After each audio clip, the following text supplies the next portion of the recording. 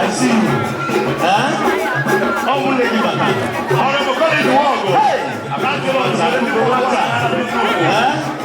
This one is a royal church.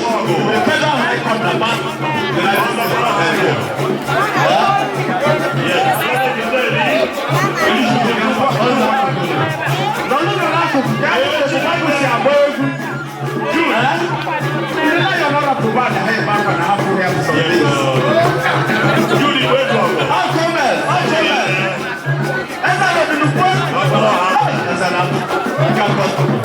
on the second of January.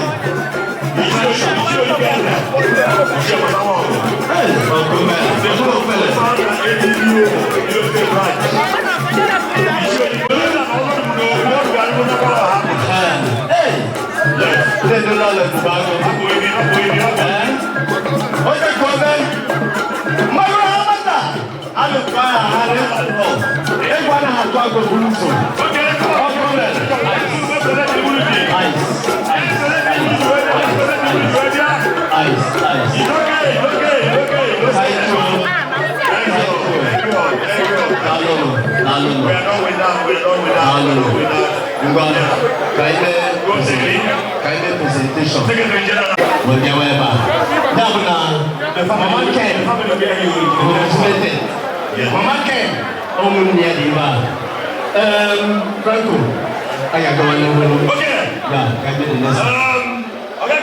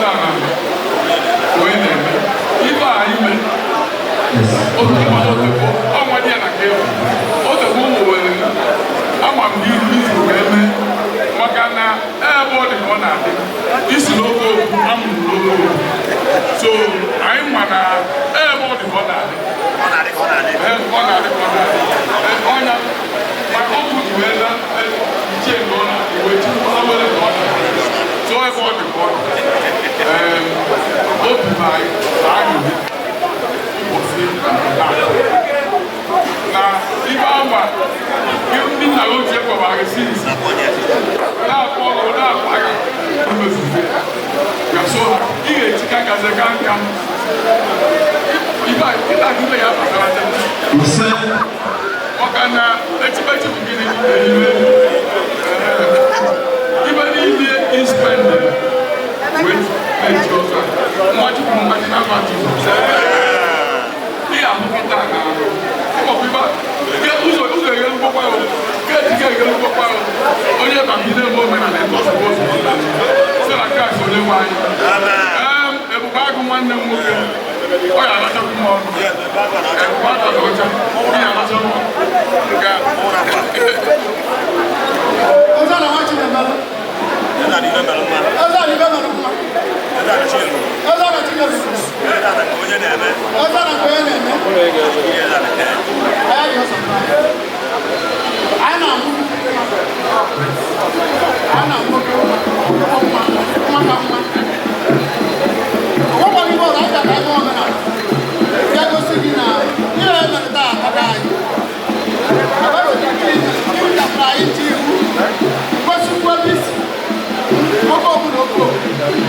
I was right. Not really well. Oh, yeah, very easy. Oh, yeah, very even if this year, make it say, I want to ask you to go see it. I don't even know.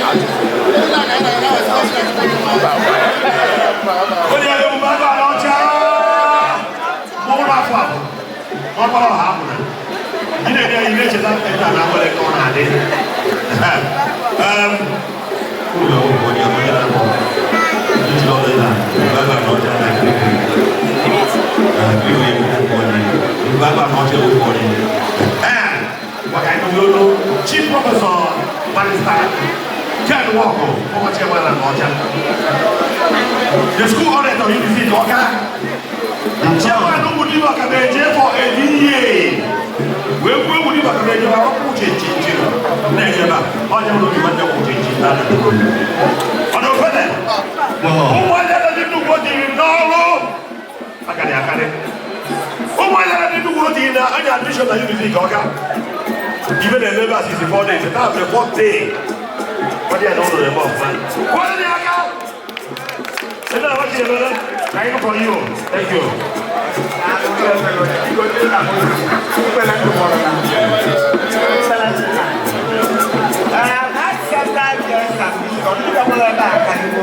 And I think that can be many people there. And I stand for that one. I want to have to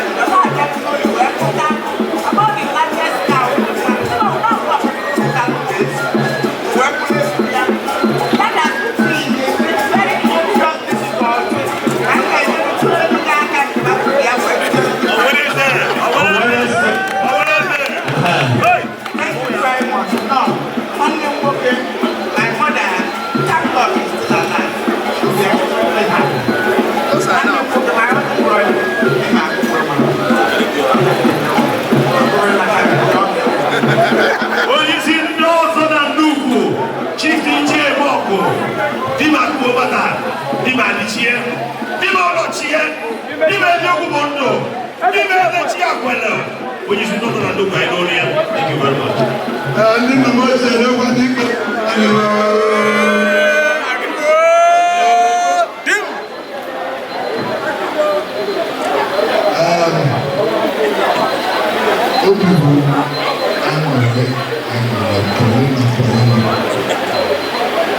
On behalf of Ogbalu, live Emily, I read the tomorrow. She is the champion and I don't know.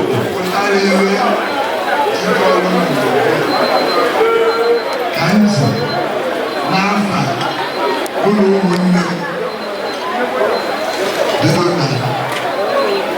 whether it's Makiana or another, no one will know. Kindly pray.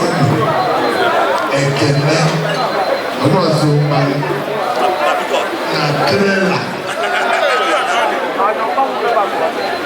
Give us one. Ndị mmadụ abịakọtago nke abịakọtago mana ndị anyị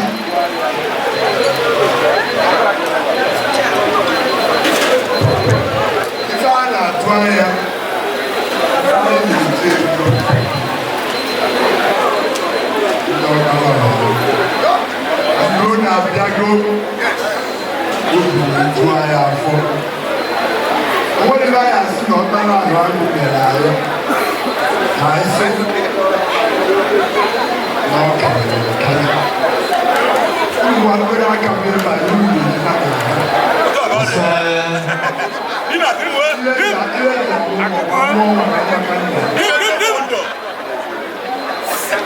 I feel surprised that when you always go to the lady and guy is good, I like it.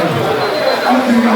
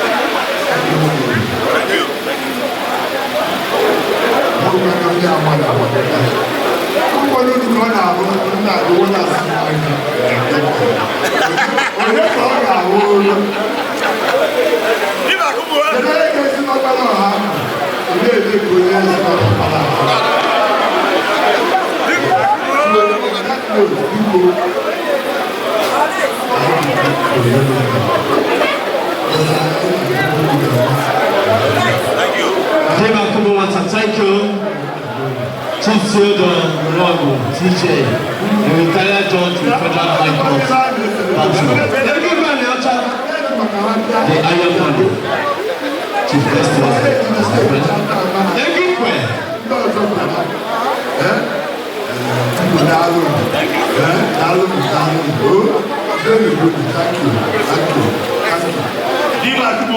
group photograph.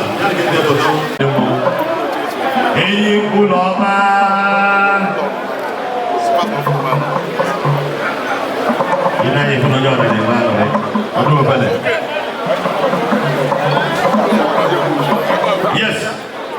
Didn't know you, I don't know.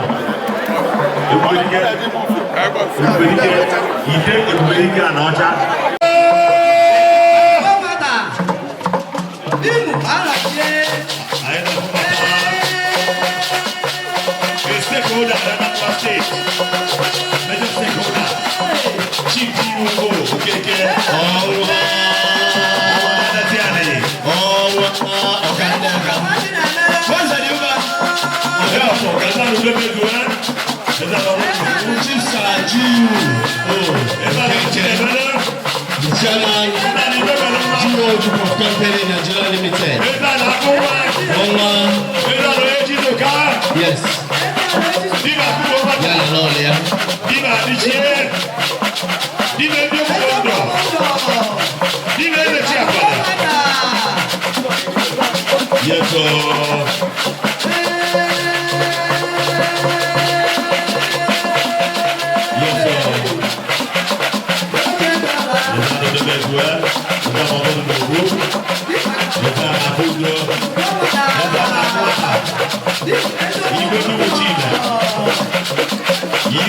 China. Esa no Nnukwu. Esa no Yoshinoka. Esa no Ogbalu. Ọgọ Haruna.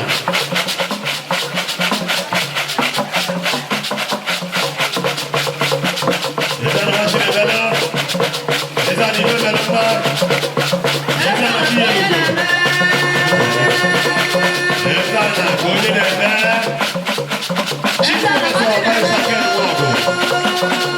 Hey! On a bien vu un endroit. The fourth day, was it game on the fourth day.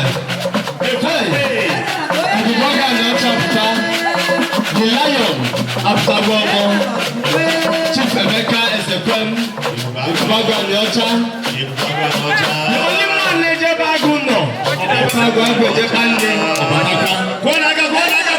the lion, Ogbalu Aliocha, appreciating the celebrant and his brother and others. The lion. Hey! Can you send me a break now? Ogbalu Aliocha no. Ogbalu Aliocha no.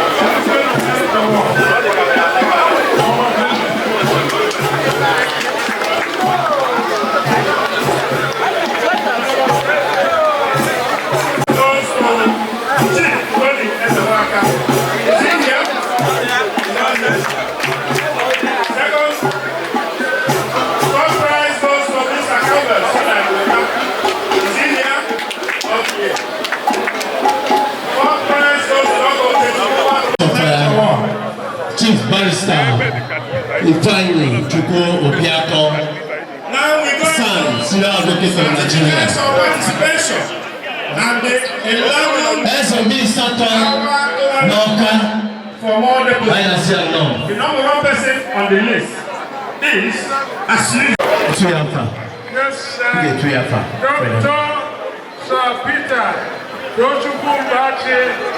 That is the old boy from the front. The next person is the next person is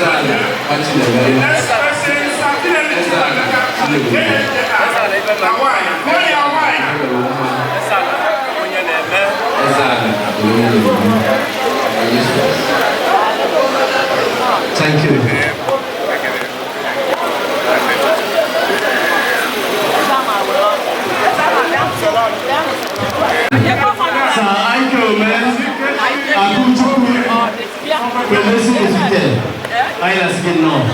You're welcome in a special way.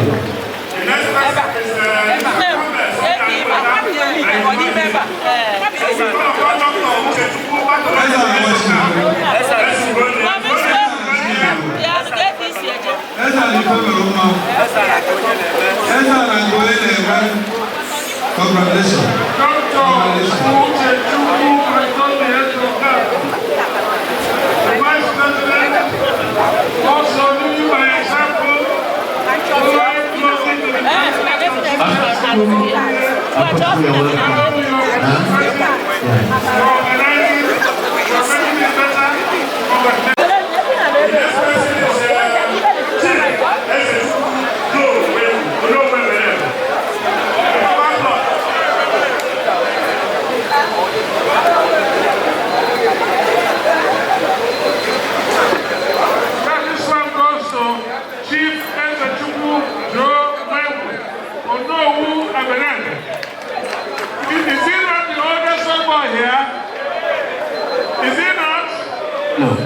Franco. Is it not? Ogbalu Richaloko, Ogbalu Cultural Masquerade, Adazi. No, live when I perform on this occasion of the title taking to one of our brother, our mentor, and our friend, Chief Professor Nwogu, Nwogu, Faculty of Law and the sole orator, Nnukwu University, endowed with the university, and the former chairman and the other local government. The chairman, Umudima Kameje Family Union for 19 years, and the vice chairman, Parish Council, St. Andrew's Parish. On this note, Ogbalu Richaloko, courtesy of Ezekwem family, Nnukwu, Barrister, Professor Nwogu. And that is why Chief Nestor Zekwe Egigwa Nyocha, you were so relaxed, can't know the rim and the glooming rhythm of the music. Egigwa Nyocha, Obunono Ibo.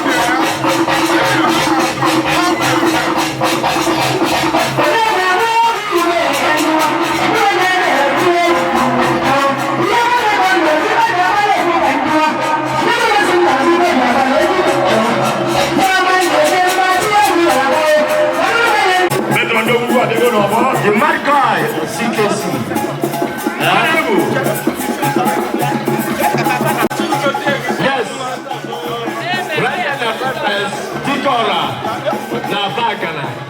Bikora na Chikoka. Another gentleman of distinguished integrity. Right here present to solicit and felicitate us on this wonderful occasion. Another wonderful gentleman.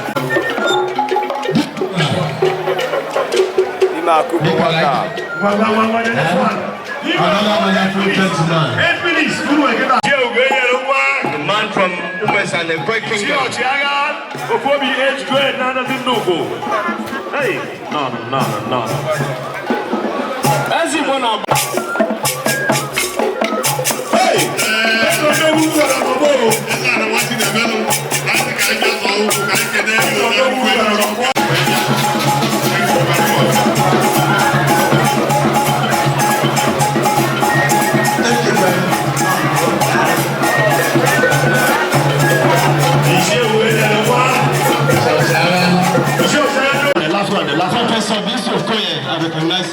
The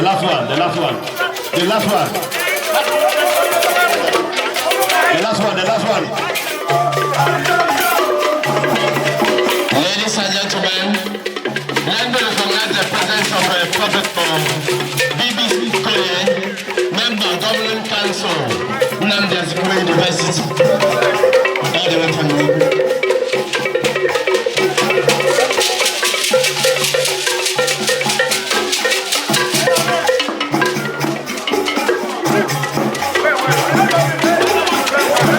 Yes, you have more 3 minutes. 3 minutes. 3 minutes to go.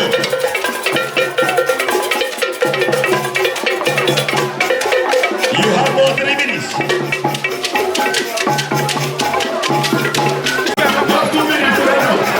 2 minutes. You have only 2 minutes to go. You have only 2 minutes to go. 2 minutes to go. 2 minutes.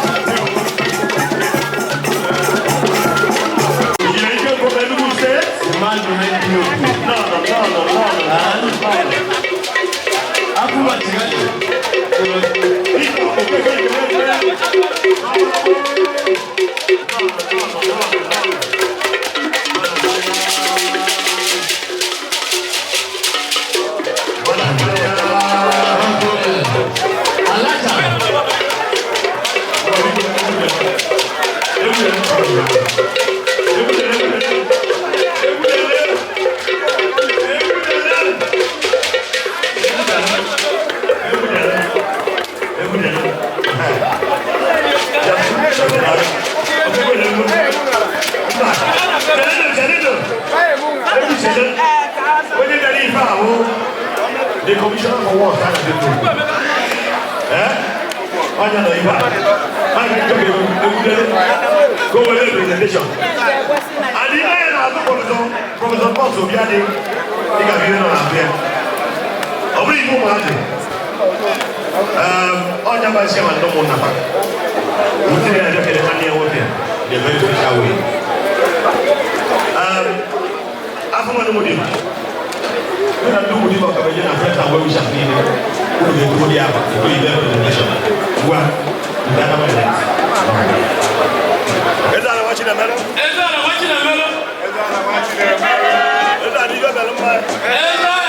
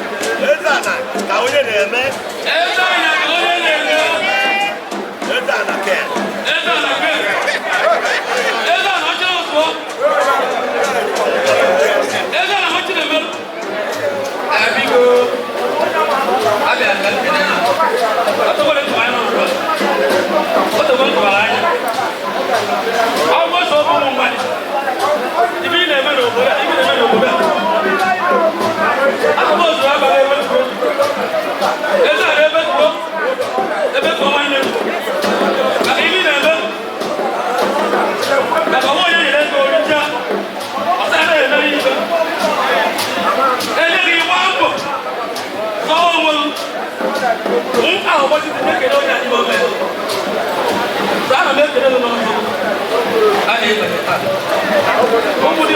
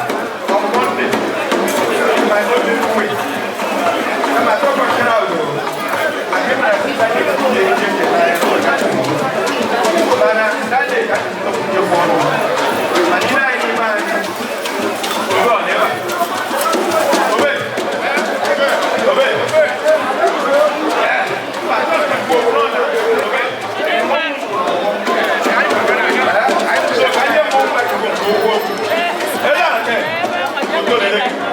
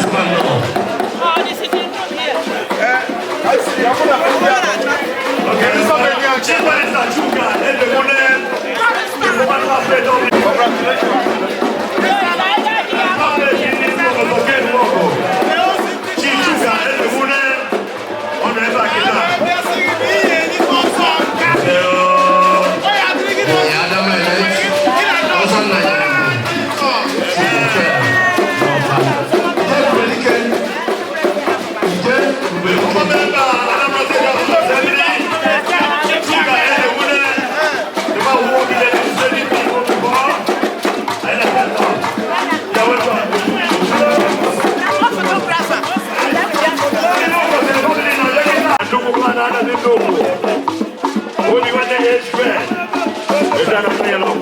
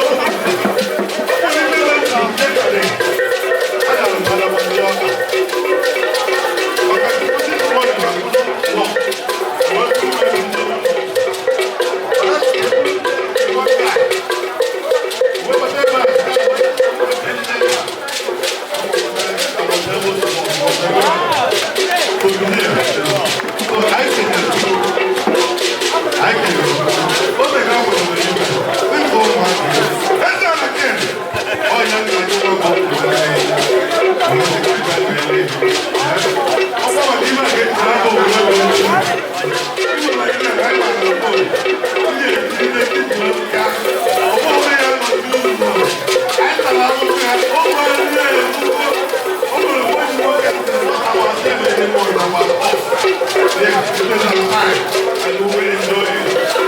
You know, I just want to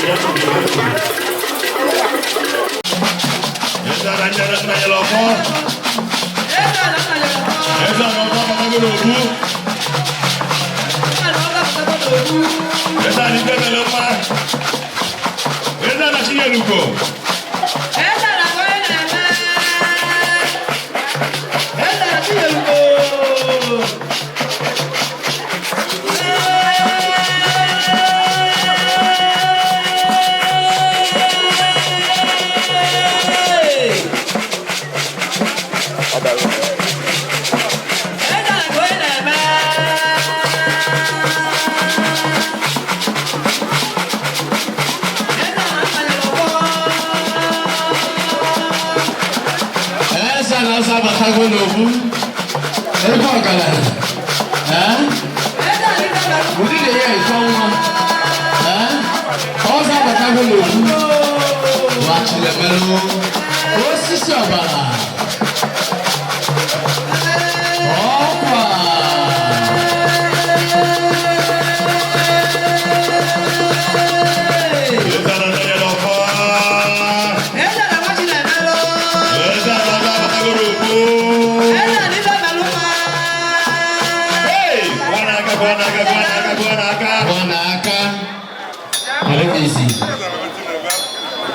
Hey, Nnukwu, Chief IK.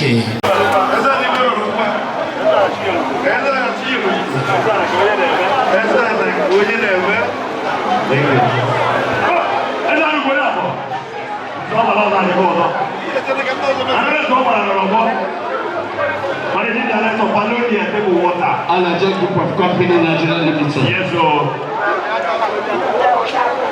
You okay?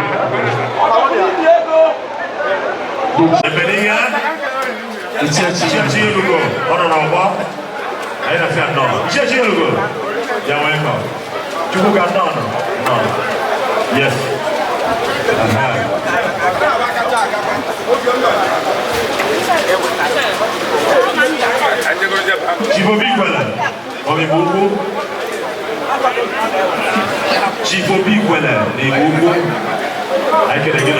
Yes, the chairman, Brother King's Supermarket, Nigeria Limited. Yes. Thank you very much. All members, secrecy, all boys. Ezana, Wana Maka. Ezana, Ozodibo. Ezana, Gonabo.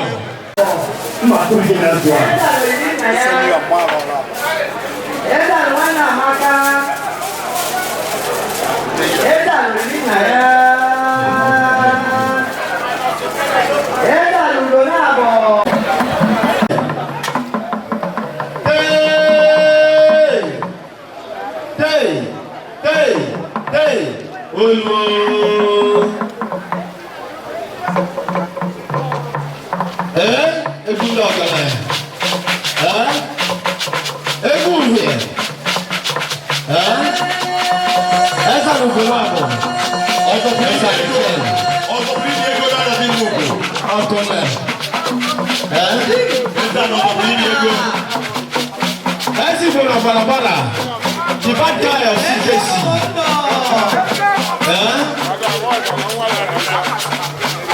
Come the Makubu Mata. Bien.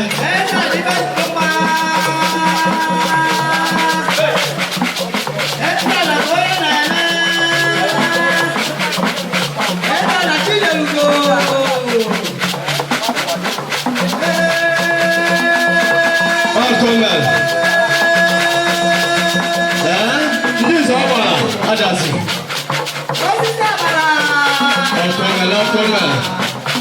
Esa nukunabo.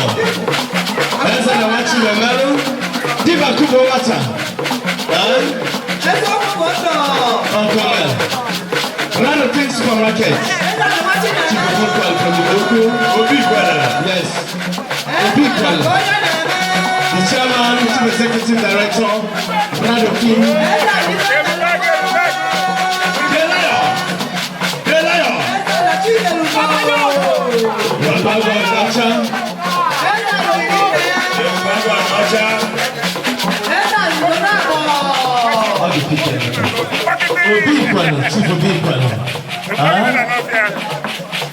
Oh, come on.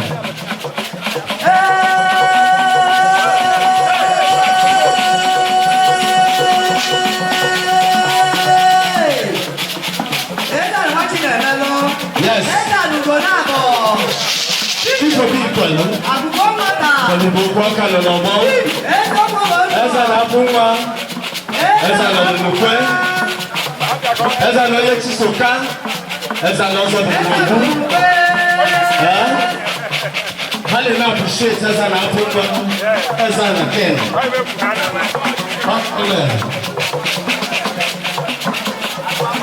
Appreciating as I'm watching a melon. The bad guy of CKC. Everyone of Banabana. Walk it in a water.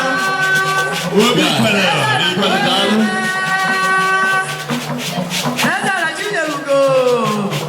Oh, come on.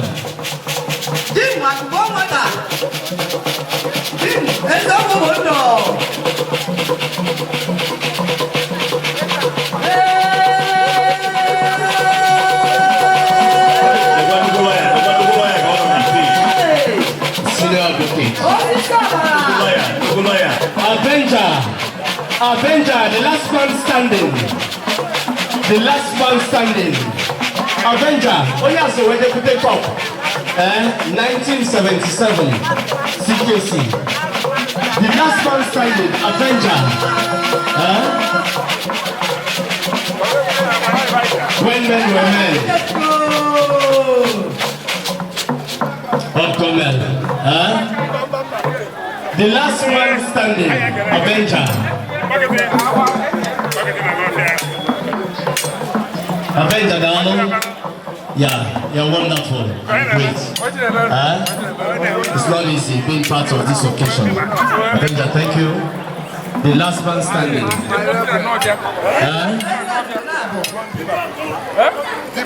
People of New York. Yeah.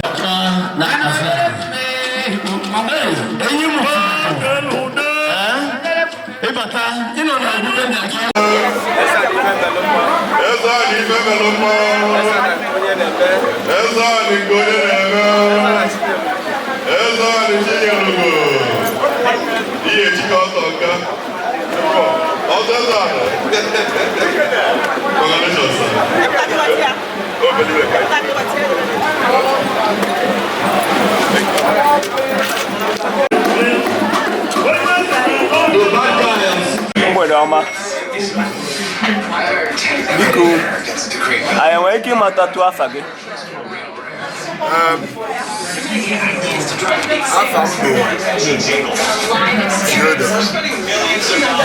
Jideọfọ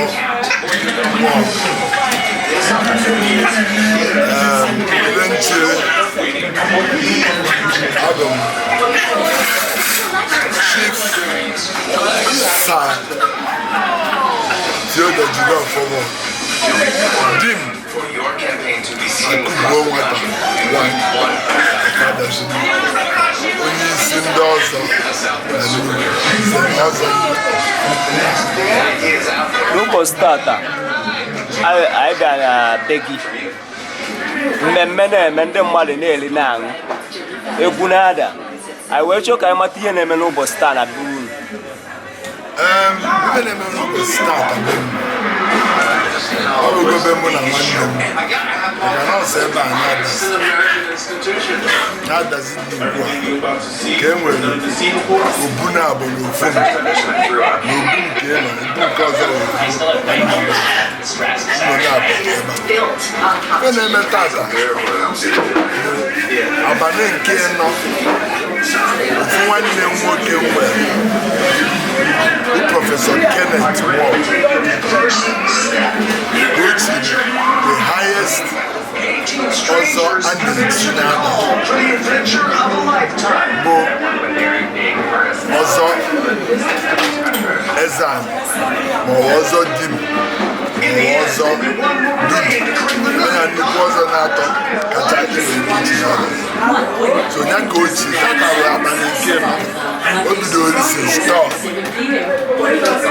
I'm a Senator Luna 4th 1 year old Luna 50 and entertain the money Tata 6 I get entertain the money 18 I entertain the money Monday I entertain the money and then at 12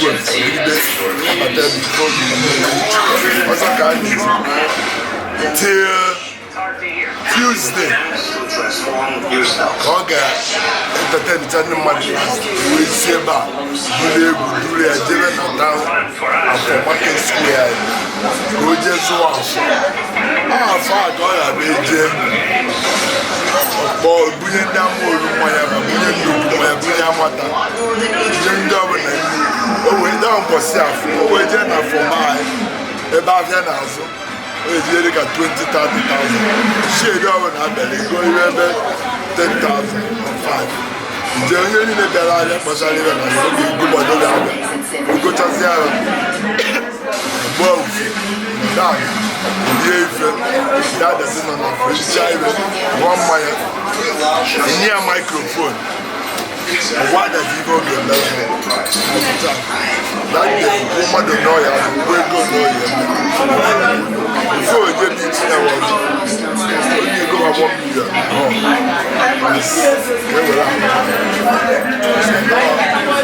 Also,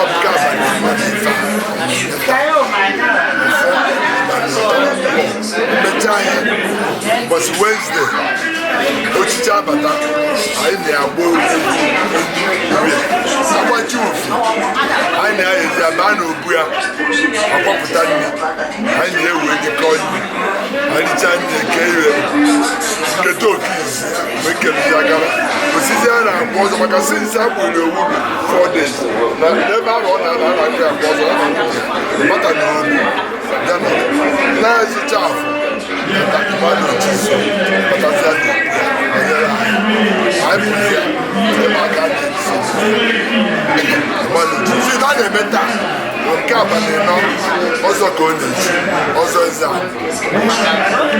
Onwelu ihe a na-eme bụfo eruo ọzịza na Adazi Nnukwu. Nke mbụ na nke mbụ bụfo ijebe ichi ọzọ ị ga-eje n'ụmụnna mee ife a na-akpọ ife ji ọkụ ọmụ mere ya ife ji ọkụ ka ọ bụ onye isi ndị ọzọ nze na ọzọ na Nnukwu a niile so ha ga-eme ife ji ọkụ ọmụ mere ya ife ji ọkụ na bịa mechaa anyị ife ji ọkụ ogbuo ife ji ọkụ bụ ife a na-eme n'ụmụnna ndị mere ife ji ọkụ n'ụmụnna ga-eme o mechago nke ahụ den mgbe ebu m ichie ihe ego ọ mụ na-egbu ichi na Nnukwu a niile emeghị intaviu bịagbu ichi ebe aka ugbu aka a na-eme intaviu o mechaghị intaviu na ogbu pasị ihe na-etinye ego je ebu m ya ichie ihe ego na anyị ka wee preparatory for ichi ọzọ by right ichi ruo ka ama ma onye teki ngwa pens ịba na akwa ọzọ maka ụlọ oge mgbe onye a na-anọ na akwa ọzọ 28 days ichi bụ ịkawachi ọbara na-agba ka ama ma ọ gaa n'ngwa ịbata na ụzọ so o bughị ichi o ma efe ji ọkụ n'ụmụnna gbuo ichi na vileji ọzọ ka ọ na-echi fọdịta enye gị afrị na afrị na ka ọ na-aza ịtọ ka o wetara ndị ọzọ n'ihe ofu ọdịna ebe ọ batara na kịta na-adịzi ife olie nri beghị wepụtara ofu ji na ọkụkọ ife olie nri O nwere ihe ndị nze na ọzọ na-asọ ọ bụrụ ofu ọrụ ebe anyị na-asọ erika anyị na-asọ esi asị anyị na-ekwusi eziokwu na ya achọ onye na-asị asị onye ọzọ a na-eri ejula onye ọzọ enwere ike iso onye ọzọ adali elu Jioka anaghị adị n'iru bụ onye ọzọ bụ something the symbol of showing na nsogo ilugo oge ide sonyere obodo aka financial iji nabata onye ọzọ ihe ọya egwu n'oge ihe kama onye ya iri igwu enweghị ike ịbịafụ onye ọzọ pesachara ihe ọgbọwa ya aka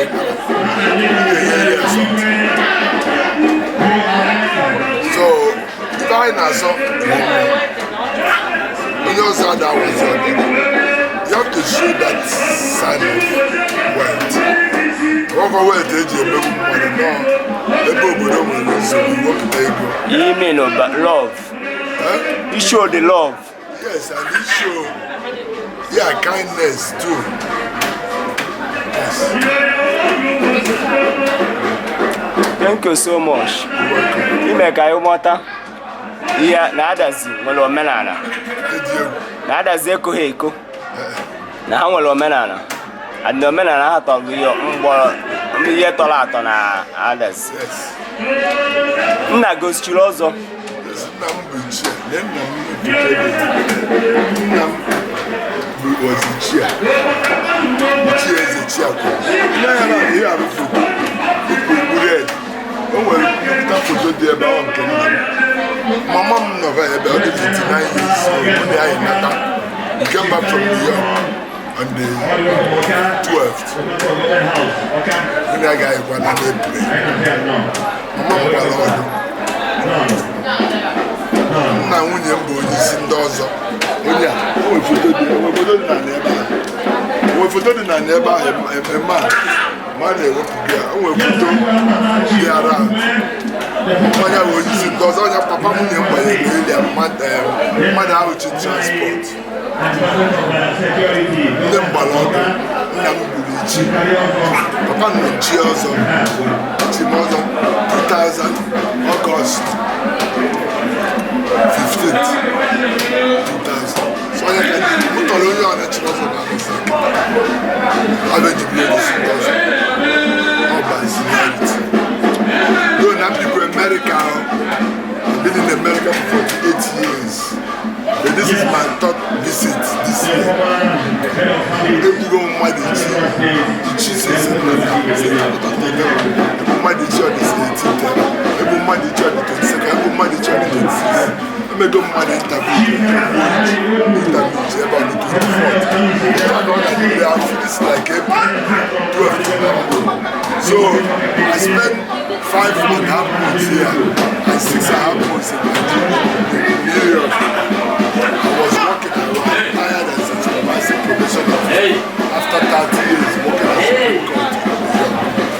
So anytime I go, so I just here for my grandchildren, for my wife. My wife is going another next week. Spend a month working at IT. That's it. So now I'm moving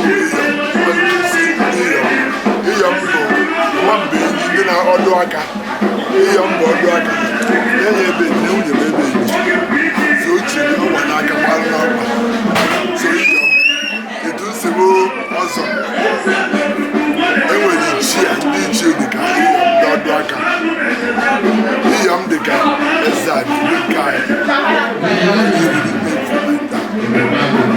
mbọsị nchiri ọzọ ka nwunye chiri iyom ma nchaji ezu afọ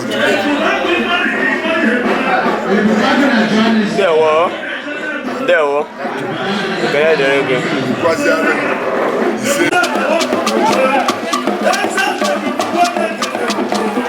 Certificate consult.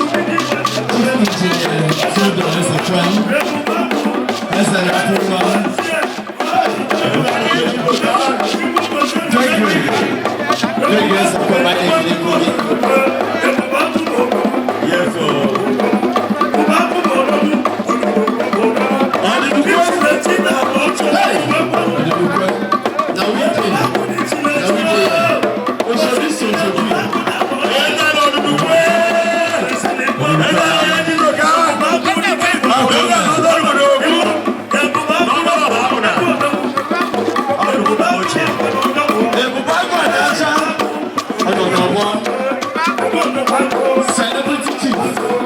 Celebrity chief Nwogu.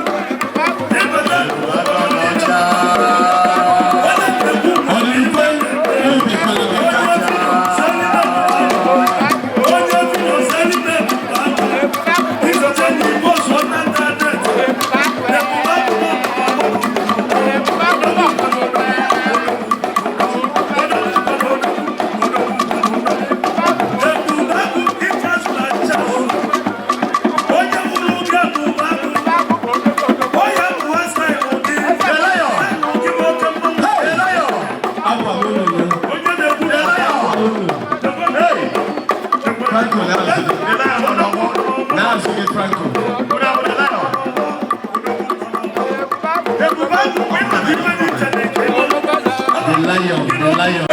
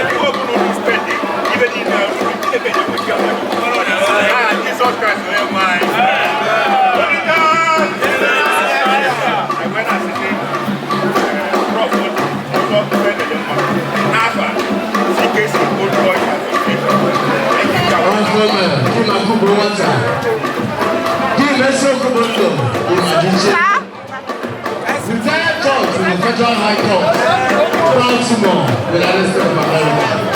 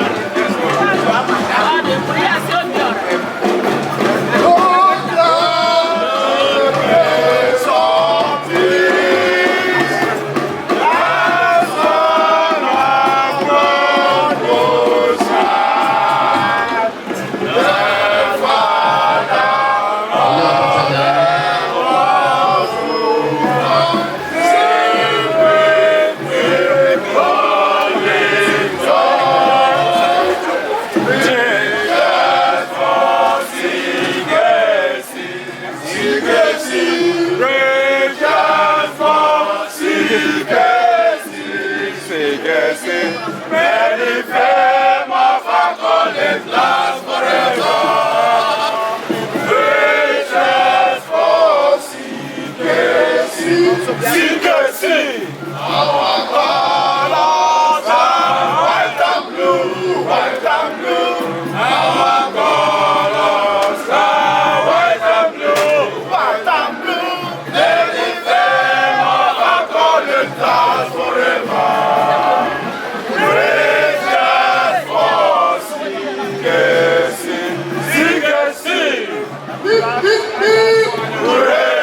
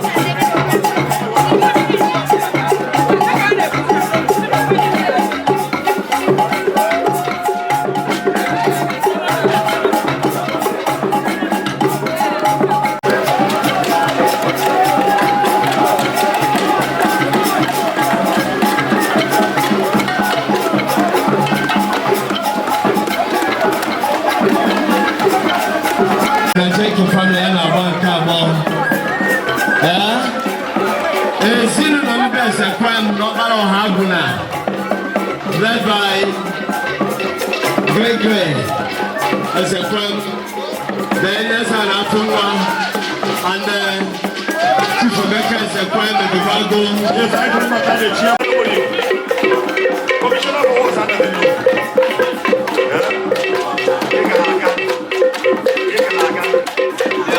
Vibration.